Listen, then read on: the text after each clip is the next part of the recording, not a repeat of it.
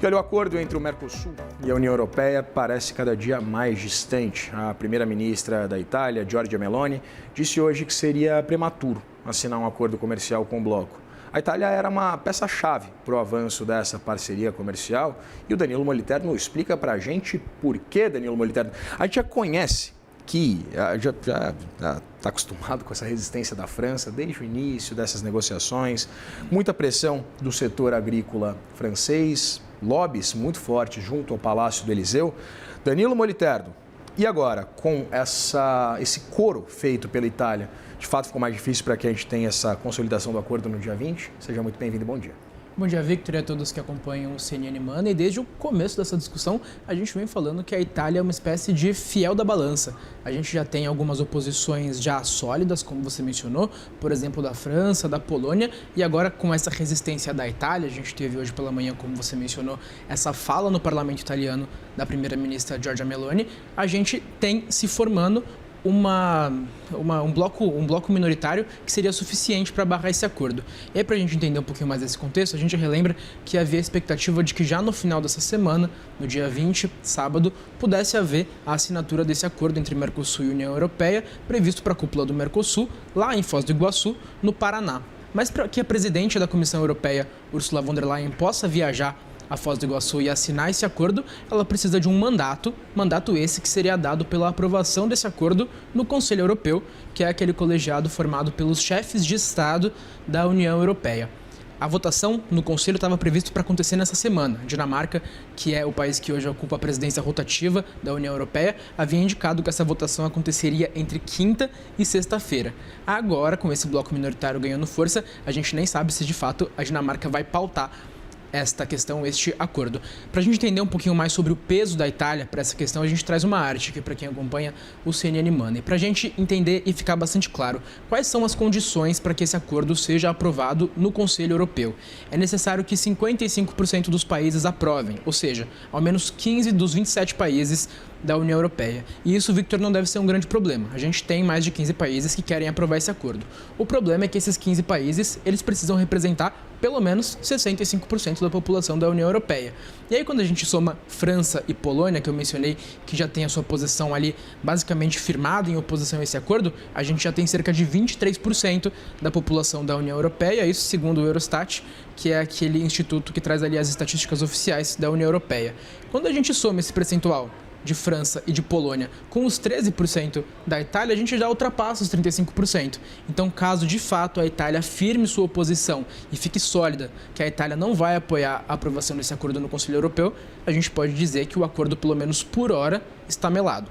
Digo por hora porque o que a gente ouviu hoje pela manhã de Giorgia Meloni, que é a primeira-ministra italiana, foi de que ela acredita que esse acordo está prematuro, que ele não pode ser aprovado agora, mas que ainda é necessário debater junto aos seus agricultores aquelas chamadas salvaguardas, aquelas proteções para os produtos agrícolas e que poderia revisitar essa questão, poderia rever a sua posição para esse acordo ser assinado no ano que vem. No momento, contudo, o que ela indicou, sinalizou ali, foi oposição. E aí vale a gente lembrar que até havia uma expectativa positiva de que esse acordo pudesse ser aprovado nessa semana, especialmente ontem, quando a gente teve a aprovação pelo Parlamento Europeu daquela salvaguarda, daquela proteção extra para os produtos agrícolas europeus, o que na visão, especialmente de diplomatas brasileiros, com quem eu conversei nas últimas horas, me conversei especialmente ontem, poderia, de certa forma, diminuir as resistências, mostrar para os europeus, para os franceses, para os italianos, olha, tá aqui a proteção do agronegócio que você tanto queria. Então agora vamos seguir com essa assinatura. Havia essa expectativa, o que esse sinal de Giorgia Meloni indica é que isso não foi suficiente ainda para sanar tudo o que era necessário ser sanado neste momento. Então, o que a gente tem agora é um cenário de bastante incerteza, isso não significa ainda que o acordo está melado. É claro que agora os países que são favoráveis a esse acordo, como a Alemanha, a Espanha, também a cúpula da Comissão Europeia, chefiada por Ursula von der Leyen, vão fazer o seu esforço, são favoráveis ao acordo, vão fazer o seu esforço, mas nesse momento, como você indicou logo na abertura, a gente tem um cenário negativo que indica que pode ser que o acordo não saia nesse final de semana. Prematuro, Danilo Moliterno, são só quase 30 anos de discussão, realmente acho que precisa discutir um pouquinho mais.